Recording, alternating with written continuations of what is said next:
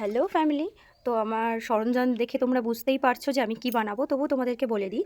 আমি আজ বানাবো কেক। বেশ অনেকবার বানানোর পরে আমি এখন পারফেক্ট কেক বানাতে শিখে গেছি। তো কি কি উপকরণ নিয়েছি সেটা তোমাদের সঙ্গে শেয়ার করে দিই। তো নিয়েছি এখানে টক দই, আর নিয়েছি এখানে সুজিটা অল্পই লাগবে। এখানে রয়েছে চিনি, বেকিং পাউডার, বেকিং সোডার বদলে আমি ব্যবহার করছি ইনো, আর ব্যবহার করছি দুটো ডিম, দুধ আর ময়দা, আর এখানে রয়েছে সাদা তেল। তো চলো কীভাবে বানাই তোমাদের সঙ্গে শেয়ার করব অবশ্যই। আর আমার ভিডিওটা লাইক কমেন্ট শেয়ার করে দিও ভালো লাগলে। তো চলো দেখা যাক, শুরু করা যাক। তার জন্য প্রথমে আমি নিয়েছি এই যে ডিমটা। তো ডিমটা আমি ফাটিয়ে কুসুম আর সাদা অংশটাকে আলাদা করে নেব। তো চলো,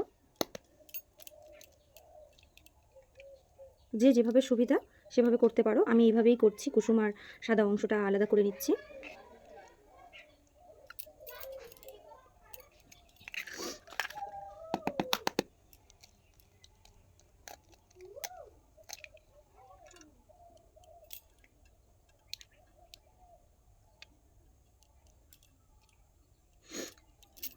ব্যাস, আমার সাদা অংশ আর এটা আলাদা হয়ে গেছে।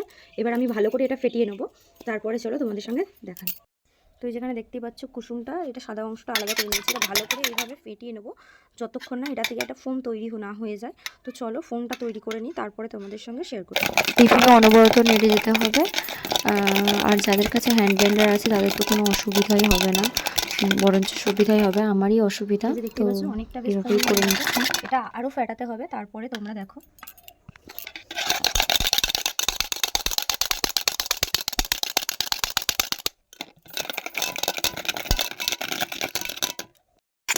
এই যে দেখতে পাচ্ছ ফেটাতে ফেটাতে এই যে একটা স্টেপচার চলে এসছে। তো এরপরে আমি এর সঙ্গে অ্যাড করব এই ডিমের কুসুমটা। যতটুকু কুসুম আছে পুরোটাই আমি দিয়ে দেব। এটাকে আবার ভালো করে মিক্স করব। এই যে দেখতেই পাচ্ছ আমি একদম কুসুমটা আর সাদা অংশটা এবারে মিক্সড করে নিয়েছি। এবারে এই যে পাতলা অংশটা তৈরি হয়েছে, এবার এর মধ্যে আমি দিয়ে দেব চিনি। চিনিটা তোমরা তোমাদের টেস্ট অনুযায়ী দেবে। তো কেক যেহেতু মিষ্টি হয়, আমি এই হাফ কাপের মতো দিলাম, প্রায় হাফ কাপের মতো দিলাম। হাফ কাপের একটু বেশি হবে দিলাম। সেটা আবার মিক্স করতে হবে। তোমরা গুঁড়ো করে ব্যবহার করলে ভালো হয়। আমি যেহেতু গুঁড়ো করলাম না, তো এটা কিছুক্ষণ রেস্টে রাখবো আর এইভাবে অনবরত নাড়তে থাকবো। তার ফলে কী হবে, চিনিটা ভালোভাবে গলে যাবে, কোনো দানা দানা হয়ে থাকবে না, খুব সুবিধা হবে। তো অলরেডি দেখছো একটা সুন্দর একটা ফোমি টাইপের হয়ে গেছে। এবার এর মধ্যে আমি একে একে চিনি দেওয়ার পরে আমি দিয়ে দেবো সুজি ওই হাফ কাপের মতোই দেবো, বেশি দেবো না। এই হাফ কাপের মতো সুজি দিয়ে দিলাম। এটাও ভালো করে মিক্সড করে নিতে হবে। সুজিটা বেশি দেওয়া যাবে না, কারণ বেশি দিলে জিনিসটা খেতে অন্যরকম হয়ে যাবে।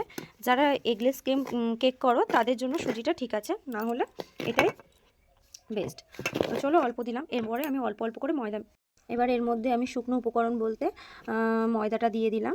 এবার ময়দাটা তোমরা ডিমের ব্যাটার অনুযায়ী দেবে, কারণ বেশি দেওয়া যাবে না। বেশি দিলে টেস্টটা ভালো আসবে না, যেহেতু আমি দুটো ডিম ব্যবহার করেছি। বেশি দিলে জিনিসটা খেতে বাজে হয়ে যাবে। তো আমি এটা ভালো করে মিক্সড করে নিই, তারপরে তোমাদের সঙ্গে দেখাচ্ছি। এই যে দেখতে পাচ্ছ চিনিটা কিন্তু এখনও গলেনি, এই উপরে দানা দানা দেখা যাচ্ছে। তো এটা এখনও ভালোভাবে রেস্টে রাখতে হবে, এইভাবে ফেটাতে হবে। আর আমি এরপরে দিয়ে দেবো গুঁড়ো দুধ। গুঁড়ো দুধটা দিলে টেস্টটা খুবই ভালো আসে। তোমরা গুঁড়ো দুধ নাও ব্যবহার করতে পারো, আমি ব্যবহার করি তাই বলে দিলাম। তো এইভাবে ভালো করে মিক্সড করে নিই। এক হাতে ভিডিও করা আর ফোন ধরা খুবই সমস্যা, এই ব্যাটার করা খুবই সমস্যা, যার জন্য চলো এটা ব্যাটারটা রেডি করে তোমাদেরকে দেখাচ্ছি। তারপরে এই যে আমি ভালো করে মিশিয়ে নিলাম। এবার এরপরে অ্যাড করব আমি টক দই। টক দইটা বেশি দেবো না, অল্পই দেব। এই যে দেখতেই পাচ্ছ অল্পই দিয়েছি। এবার এটা ভালো করে ফেটিয়ে নিই। তো আমি এটাই দিলাম। এবার এটাই ভালো করে আলতো হাতে মিক্সড করতে হবে। এই যে দেখতে পাচ্ছ আমি যেমন আস্তে আস্তে মিক্সড করছি, এবারে মিক্সড করে নিতে হবে, আর কিছুই নেই। এবারে লাস্ট পজিশানে, মানে যখন আমি গ্যাসে বসাবো, আমরা উনুনেই করব, গ্যাসে হোক উনুনে হোক, তার আগে আমি ইনোটা ব্যবহার করব। এই যে দেখতে পাচ্ছ কত স্মুথভাবে পড়ছে। ঠিক ব্যাটারটা এইভাবেই হওয়া দরকার, তবেই ঠিকঠাক হবে। এই দেখতে পাচ্ছি চিনিটা অনেকটাই গুলে এসছে। এটা রেস্টে দেখে দিলে আস্তে আস্তে ঠিক হয়ে যাবে, আর ব্যাটারটা ঠিক এইরকমই হবে, স্মুথভাবে পড়বে। আমি এখানে এখনও পর্যন্ত জল ব্যবহার করিনি। তো যাদের প্রয়োজন হবে একটু জল ব্যবহার করতে পারো, তবে জলটা একটু বুঝে শুনে দিও, যাতে ব্যাটারটা ঠিক এইরকমই হয়। তারপর আমি কিছুক্ষণ রেস্টে রেখেছিলাম, দেখো আর একটু দানা দানা নেই, চিনির কোনো ডালাই দেখা যাচ্ছে না। খুব সুন্দর ব্যাটারটা, দেখো এইভাবে যখন পড়বে তখন বুঝে নেবে যে খুব সুন্দরভাবে হয়ে গেছে। সন্ধে সন্ধে হয়ে এসছে, এবার আমি ব্যাটারটা ঢালবো। তার আগে আমি এই যে ইনোটা পুরোটা দিয়ে দিলাম, এটা আবার আস্তে করে ফেটিয়ে নেব। নেওয়ার পরে ওই একটা বাটিতের মধ্যে তেল দিয়ে আর কাগজ দিয়ে রেখে দিয়েছি, ওটাই জাস্ট ঢেলে দেব। ব্যাটারটা আমি আলতো করে ঢেলে নিচ্ছি। এই যে একদম মাঝ বরাবর ঢাললে সব জায়গায় সমপরিমাণ হয়, ভালো হয়। তো আমি মাঝ বরাবর পুরোটা ঢেলে নিলাম। ব্যাটারটাকে ঢেলে নেওয়া হয়ে গেছে। তারপরে এবার আমি একটা স্ট্যান্ড নিয়ে নিয়েছি, আর দেখতেই পাচ্ছ কড়াটা আমি ফ্রি হিটে বসিয়েছি।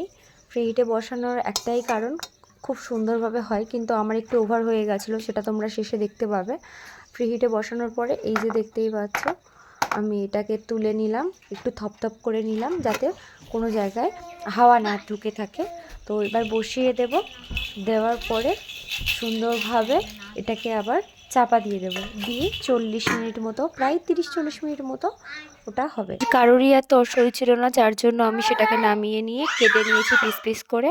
তো অর্ধেক তো খাওয়া হয়ে গেছিলো। তো কেমন হয়েছে অবশ্যই জানিও, ভালো লাগলে লাইক কমেন্ট শেয়ার করে